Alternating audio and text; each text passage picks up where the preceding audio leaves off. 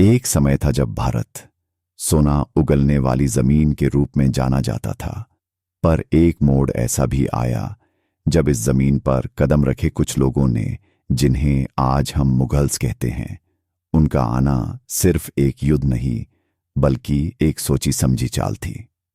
तो दोस्तों, इस कहानी में चलिए हम जानते हैं मुगल्स के आने से लेकर उनके घातक खेल तक, और कैसे उन्होंने भारत की धरती पर अपना साम्राज्य बनाया। मुगल एम्पायर की कहानी शुरू होती है 1526 से, जब बाबर, एक चगताई तुर्क मंगोल सरदार, ने पानीपत के मैदान में इब्राहिम लोदी को हराकर अपनी जीत का झंडा गाड़ा। पर क्या बाबर सिर्फ एक योद्धा था? नहीं, वो एक शातिर राजनेता था। उसने एक मजबूत फौज, मॉडर्न आर्टिलरी और साइकोलॉजिकल वॉरफेयर का इस्तेमाल किया, जो उस समय हिंदुस्तान के लिए कुछ नया था। यह जीत एक दौर की योजना का हिस्सा थी, एक ऐसी योजना जो उनके वंशजों ने लगभग 300 साल तक जारी रखी। बाबर के बाद आया उसका बेटा हुमायूं, जो ज्यादा समय तक टिक नहीं पाया।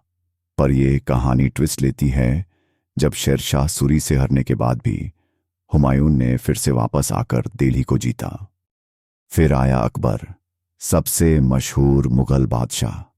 अकबर ने सिर्फ तलवार नहीं, दिमाग भी चलाया। हिंदू राजाओं से रिश्ते बनाए, राजपूत प्रिंसेस से शादी की, और एक ऐसा सुलह कुल का कॉन्सेप्ट दिया जो सबको साथ लेकर चला। यहां एक और खेल चला, डिवाइड एंड रूल का। जहां एक तरफ टॉलरेंस था, वहीं दूसरी तरफ स्लो डोमिनेंस भी थी। हिंदुओं को लगने लगा कि यह एम्पायर उनका भी है, पर धीरे धीरे सब कुछ मुगलों की मुट्ठी में आता गया। मुगल्स का राज सिर्फ तलवारों का नहीं था। उन्होंने बुरे ब्यूरोक्रेसी, लैंड रेवेन्यू सिस्टम और कल्चरल पॉलिटिक्स का इस्तेमाल किया। जहां एक तरफ संस्कृत और हिंदी साहित्य को दबाया गया, वहीं उर्दू और पर्शियन को राजकीय भाषा बनाया गया। भारत की असली पहचान, उसकी लोक कला, धर्म और परंपरा धीरे धीरे मुगल कोर्ट के अधीन हो गई। लाइब्रेरीज जाली, मंदिरों को लूट लिया गया, और कई जगहों पर धर्म के नाम पर दबाव बनाया गया। पर कहानी यहां रुकती नहीं। जब मुगलों का दबाव बढ़ने लगा, तब जन्म हुआ वीर शिवाजी का, जिन्होंने भारत की मिट्टी की शान के लिए हिंदवी स्वराज्य का सपना देखा। शिवाजी महाराज ने गेरिल्ला वॉरफेयर का इस्तेमाल करके मुगलों की नींद उड़ा दी।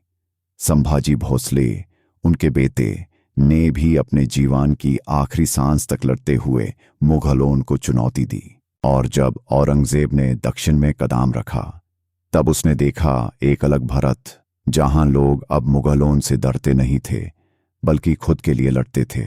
औरंगजेब के बाद मुगल साम्राज्य कमजोर होने लगा। एक तरफ मराठा एम्पायर उभर रहा था, दूसरी तरफ ब्रिटिश एम्पायर ने छुपी चाल चली। मुगल्स का अंत हुआ एक भूल भुलैया के जैसे, जहां उन्होंने सोचा सब कुछ कंट्रोल में है, लेकिन नींव से सब कुछ गिरता गया।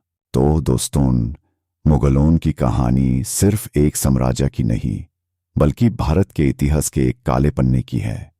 जहां एक तरफ कला और विरासत का विकास हुआ, वहीं दूसरी तरफ असली भारत का स्वाभिमान भी छुप गया। अगर आपको यह कहानी पसंद आई हो, तो इस वीडियो को लाइक करें, अपने दोस्तों के साथ शेयर करें, और द हिडन टेल्स चैनल को सब्सक्राइब करें। ऐसी ही और अद्भुत कहानियों के लिए जुड़े रहें।